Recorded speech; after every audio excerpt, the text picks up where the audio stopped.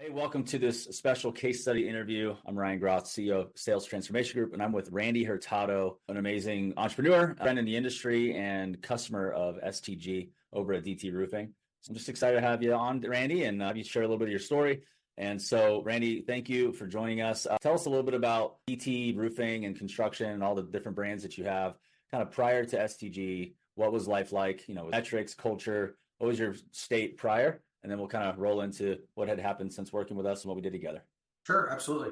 So thanks for having me, by the way. I first heard you speak at RoofCon in Houston, and I don't remember if that was 18. It might have been 18, but pretty impressed with what you were talking about at the time, but never really did anything with it.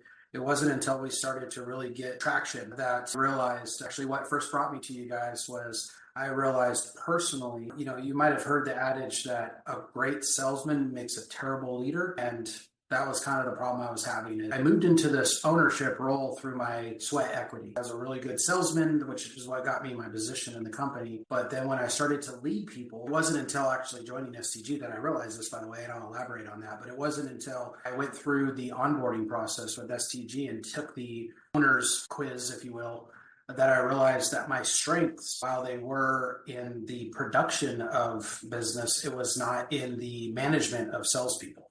Mm-hmm.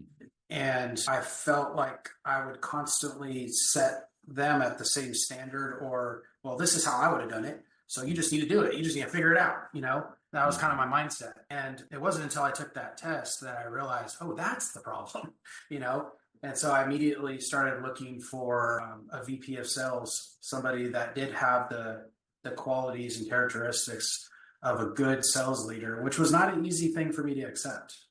There was some pride there that I had to overcome. But the blessing in that was that not only did I find an amazing leader that has really gotten a lot out of our guys, but it allowed me to focus on growing our companies. So you opened up the intro, mentioned that we have other companies, and we currently have a residential roofing company, DT Roofing. We have our commercial roofing company, DT Commercial Roofing Systems. We have a construction company that builds homes, does additions, remodels, patios, pergolas. It's Kingdom Builder Construction. A garage door and service company, Patriot Garage Door and Service, Guardian Seamless Gutters, and Precision Exterior Cleaning. So it's a lot of companies to operate, and I'm the COO of all of them. And so while doing that, I was also trying to be the sales manager or the VP of sales for the sales team. And being able to bring somebody on board that could take that off my shoulders and do a better job at it than I was allowed me to focus on growing the businesses. And through the assistance of my business partner, Derek, we've been able to launch new companies since we going on board with STG. Guardian Seamless Gutters and our commercial roofing company is brand new. And gosh, the numbers have just exploded. And I do attribute not all of it, but a good chunk of it to what our guys learned in principle through the Roof Warrior and ultimately the full STG sales process. I mentioned Roof Warrior because that's where we started. We sent a couple of our guys out there almost like a test just to say, well, before I go all in, let's try out this week-long class and see what our guys come back and tell us. And man, they came back on fire. And so when he gave me the feedback he did, that kind of gave me confirmation that we needed to have that larger conversation to go all in. Awesome. That's amazing. Yeah, I do remember that. And tracing back to RoofCon in Houston, that was cool. Yep. No, I remember that. Yeah, there was a lot of grace thrown around because I think that was probably like the second RoofCon. Yeah. It was what a great event they had and great group. But back to, if you were to look at, so you had less companies you were able to launch and less bandwidth to operate the companies, but what was probably wrong with you in the sales leader role and not doing it right or doing it well? How did it affect your company before we got that test results and we realized we needed to, swallow some pride and hire? What was the state of the sales, the team or department? What was wrong with that situation? Well, what was wrong with it is something I didn't realize until after we made the change and saw a cultural shift within our organization. That's when I really realized that I made the right decision. You'd have guys that they didn't want to say anything to the boss, about your leadership style or whatever. So they would just grin and bear it. And I hate that. I want someone, because it's the opposite of my personality is if I have a problem with somebody, I don't care what level of management or what have you, I need to disclose that to them so that we can heal that and build upon it. And I didn't have that with a lot of my guys. I did have a couple that would pour into me because we were personal friends outside of the company, but oftentimes I would just take it as they were just razzing me. but I didn't realize until after we replaced me with a VP of sales that had the personality to be a little more empathetic with the team, realizing that everybody wasn't going to perform at 1,000% all the time, that I realized that our culture was changing. It was getting a lot more jovial and a lot more celebratory. He would put focus in the sales meetings on what everybody was doing right. And not that I wouldn't, but I would also point out the wrong. And I felt like I was sometimes would have put more emphasis on that than the right. Like, when you always hear what you did wrong, but you never hear what you did right. Yeah. I think my mindset was, well, you're expected to do that right thing. That's what your pay's for. But what's wrong is actually going to lose you pay. And so that was my mind. It was purely a business mindset. But I had to realize, and I've learned a lot in partnering with my VP of sales here in the company, that empathy goes a long way, and realizing that not everybody's going to do it exactly the way that you want it done, or at least how you did it. They have their own little flavor, and that could work too. And so, that's kind of where I learned, is the culture changed to one that was a lot more laid back in regards to, in our meetings, everything wasn't so rigid and tight. I always wondered why everybody just stared at me as I talked. And then at the end, they're like, okay, let's go. And then in our current meetings now, it's like, all right, let's talk about happy crappy. What happened this week that was a good thing, what sucked. So, because we all learn from it and we talk it through. And so had I do it all over again, I've learned a lot from my colleague, Mitch. In fact, you've met Mitch. Yeah, and, awesome. Yeah. So there's a lot of good things that have come from this shift. Love that. So let's talk about the numbers before, kind of where you were hanging around. And then let's talk about after the sales leader was in place, after you went all in with the Roof Warrior program. So before, what were the numbers like? And then afterward, what that process was like, when coaches came on site a couple times. Let's talk about the numerical, result-based transformation as well. Sure.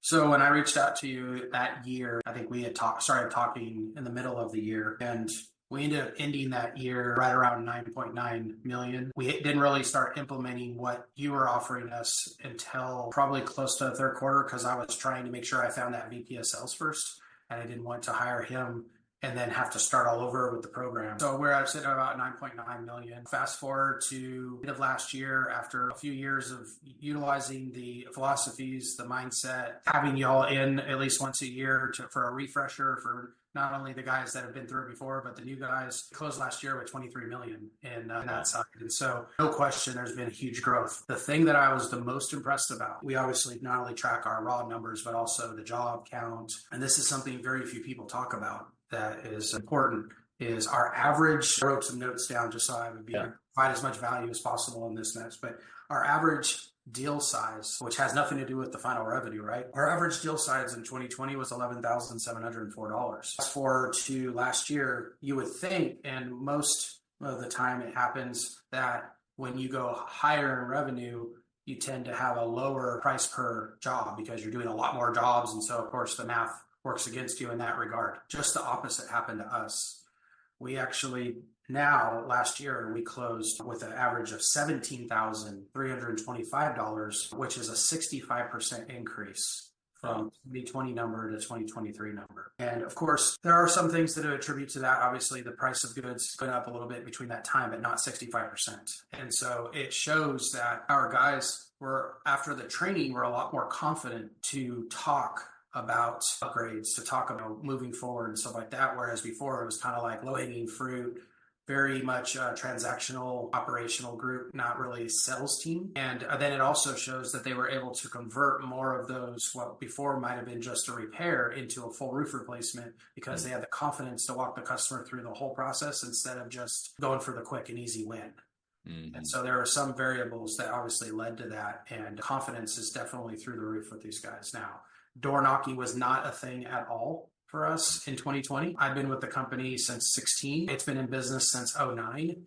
And door knocking was never a thing prior to 19. We had a storm at the end of 19 that we ended up door knocking, and it was so foreign to everybody. Very few guys did it. And so it wasn't until we got into the program, went through the Roof Warrior type steps, where we were able to understand the 10 steps to door knocking. And once the guys learned that and got confident in it, man, it was gangbusters. Like, they were going into neighborhoods and just owning entire neighborhoods, to the point where, you would think that the street was named DT Roofing because there were so many trucks on the road and signs everywhere.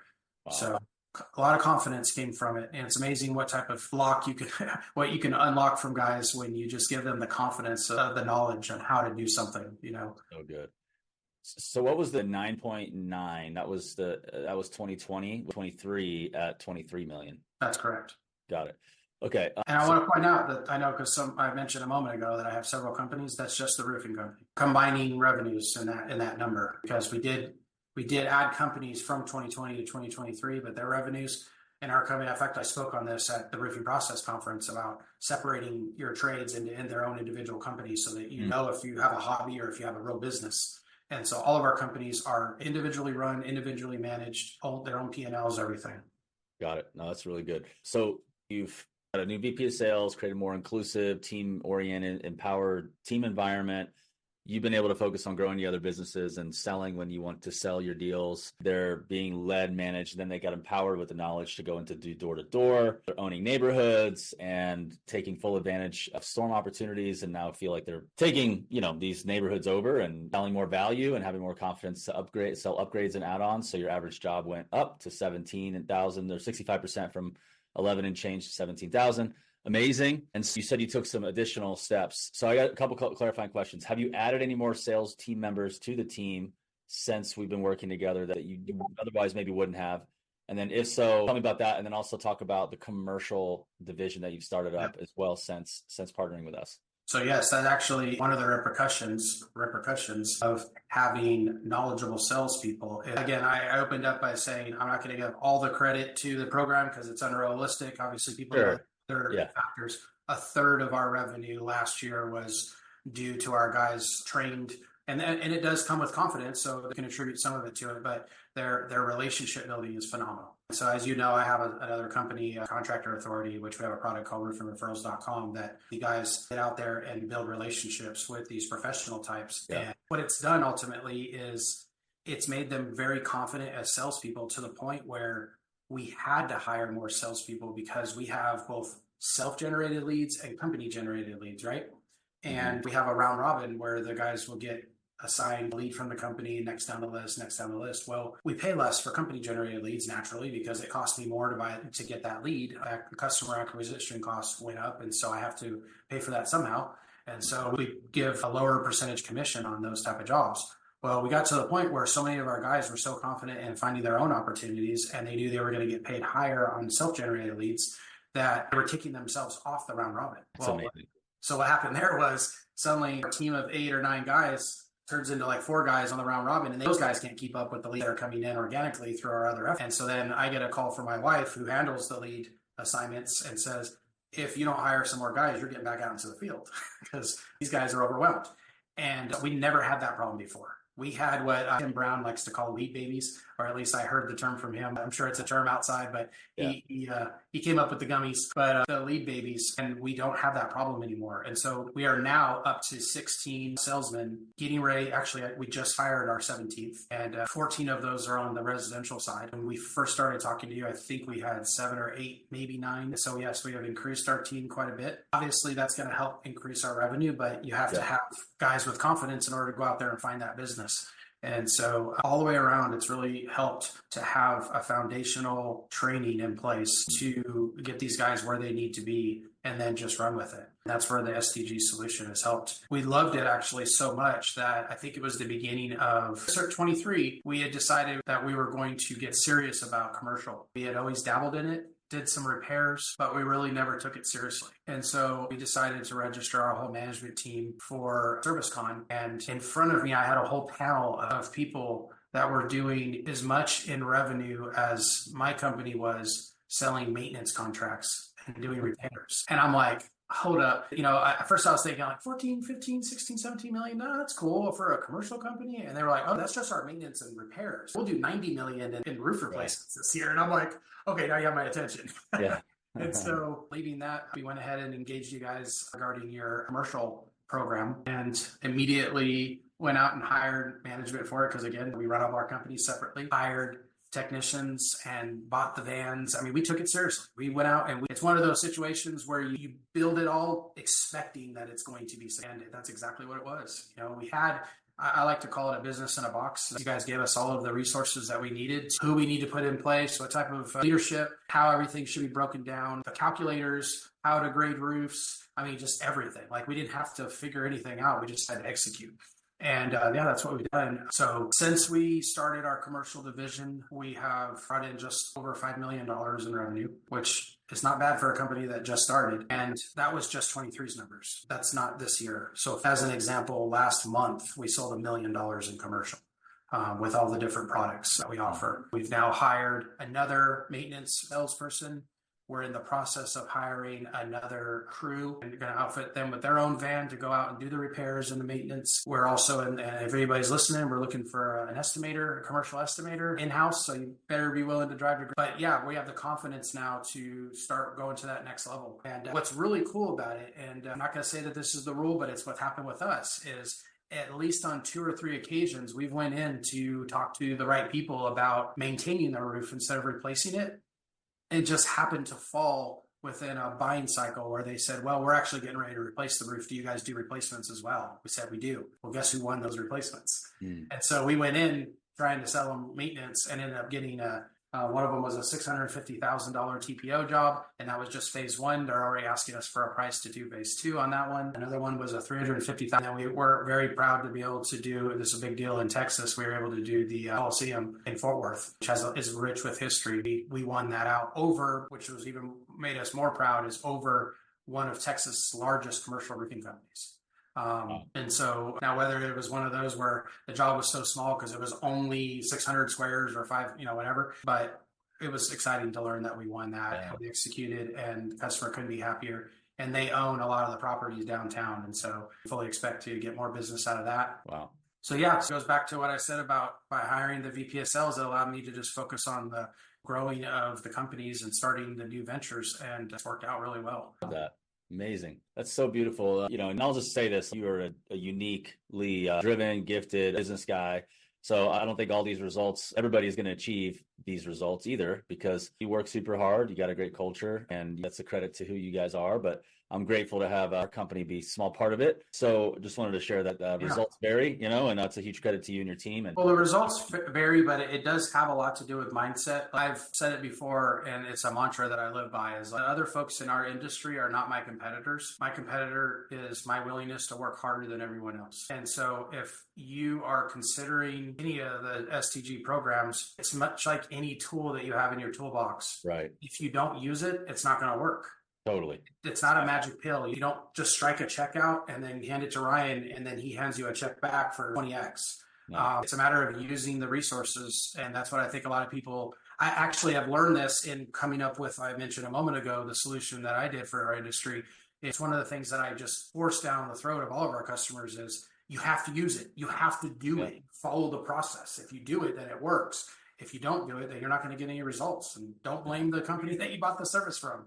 Yeah, just like a tool, right? You can buy a van, but if you don't drive it and don't have any repairs to go fix, and control you is sitting there, right? It feels like a waste of money. And we're a sales training and coaching platform to help contractors grow and giving them the right tools. It's just like a screw gun, man, just like anything. It's a tool, but it's a good one. I believe it. And I'm grateful for the results. What's the future look like now that you partnered, and Lord willing, we continue a long-standing partnership together and keep doing things together? What do you see as your vision now? You got 14 guys on the residential side, 4 on the commercial. What's the future look like? What's the outlook look like now that we have some of these tools embedded into your company? So from the residential side, we only plan to continue to grow. We haven't decided if we're planning to go into new markets as DT Roofing or if we're going to go into markets that we haven't touched, looking for companies that we once were, that have a good company culture, have a good name, but maybe the ownership is just burnt out, didn't know what they were getting themselves into, and wants to go back to just being a sales guy, but have equity in their own company and maybe do an acquisition to expand our DT company's brand.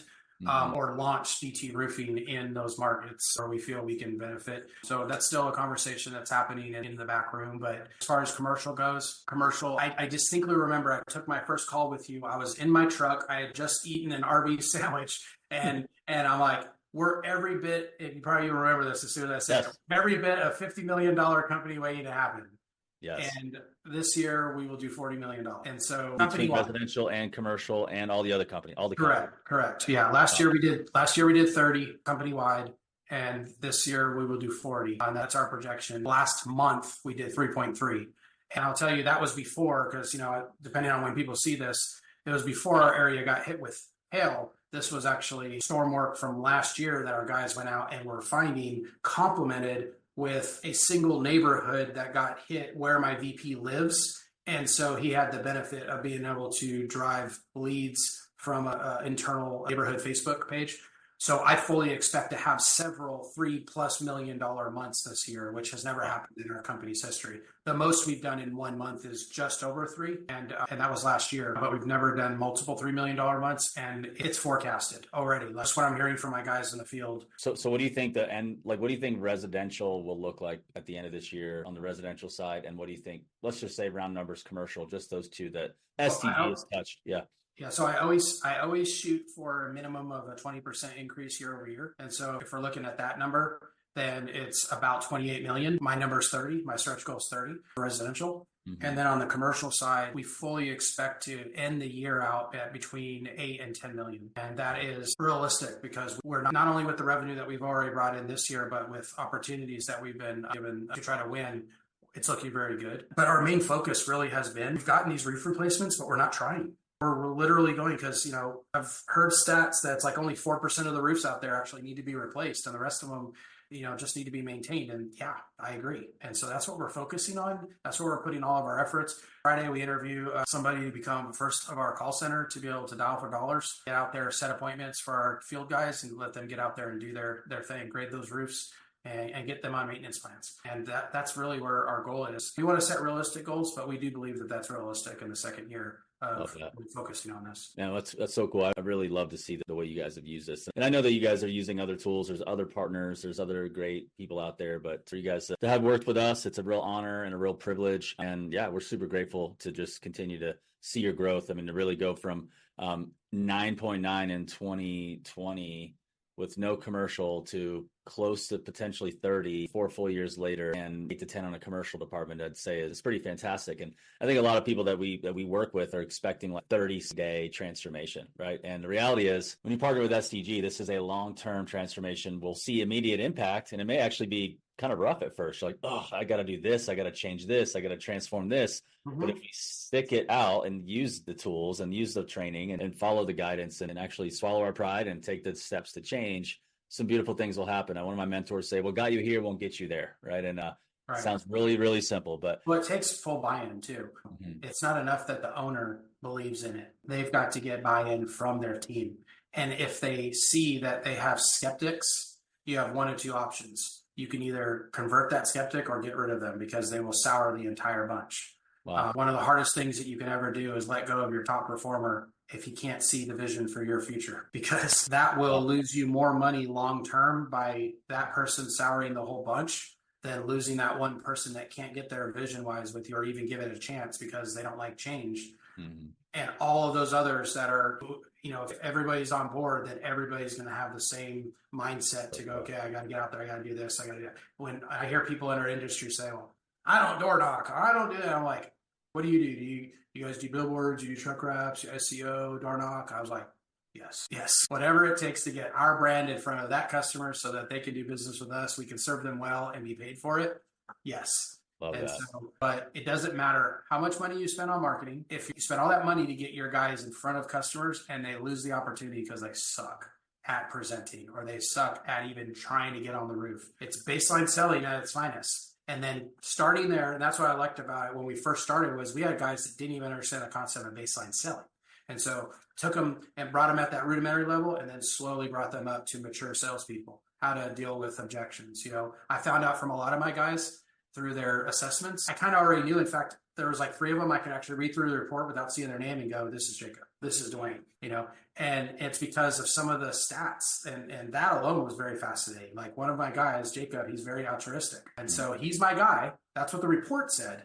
And I could have told anybody that because he's my guy that would love to give somebody something. And so the way we kind of shift that is I always tell my guys, you never give anything away that you don't ask for something in return. Otherwise, you're displacing the value of what you gave up. And so with him specifically, I was like, hey, if we're going to do that thing, make sure you ask for these things. I need 3 referrals and a review in order to do that thing so that you swap the value of what it is that you gave up with something that does have inherent value so you can replace it. Love that. And he needed to be told that, where I have other guys that's what they do already because they're motivated by money. And they're like, I ain't giving things up. I want to make as much commission as possible. And they'll even say, no, I can't do that for you. But then at the end of the deal, they're still walking away with 3 referrals and a review. So it's just about meeting your guys at where they're at. And that's where good leadership comes in. And that's, like I said, where I wasn't. And it's the hardest thing even now. Yeah.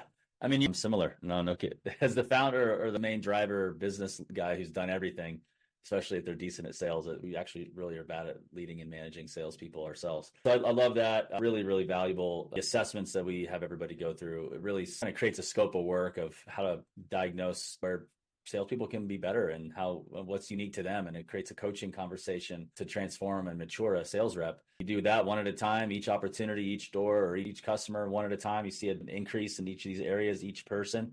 It just starts to see the tide rise across the companies. Oh, no question. No question. Love the relationship with you. Thank you, Randy. I really appreciate you sitting down with me and doing this case study interview, and I appreciate all that you do. Thanks for reaching out. Glad to do it. All right.